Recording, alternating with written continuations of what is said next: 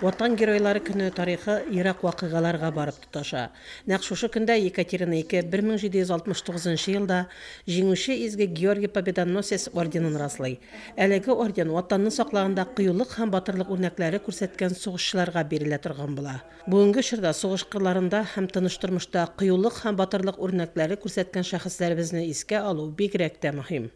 Хәрби хезмәт ветераннары һәр кайсына biz бүген рәхмәт хисләрен җиткерәбез. Чөнки алар үзләрен аямыйча, батырларча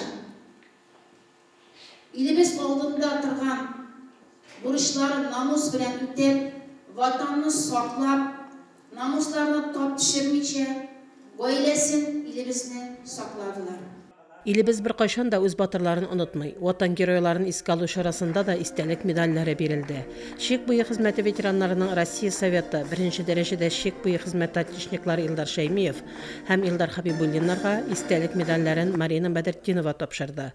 Райондашыбыз ветеран афганчы Рамил Резванов батырлар белән һәрвакыт горурланып яшәү кирәклеген искәртте. Барлык чыгышлардан соң чарада катнашучылар мәрхүм батырларыбызны 1 минутлык тынлык белән искә алдылар.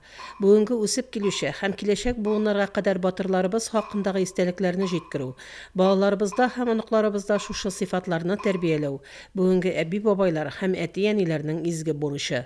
Батырларыбыз истәлеген бер кайчан да онытмасак иде. Фәридә Гайнетдинова, Динар Нуретдинов, Мөслим телевидениесе.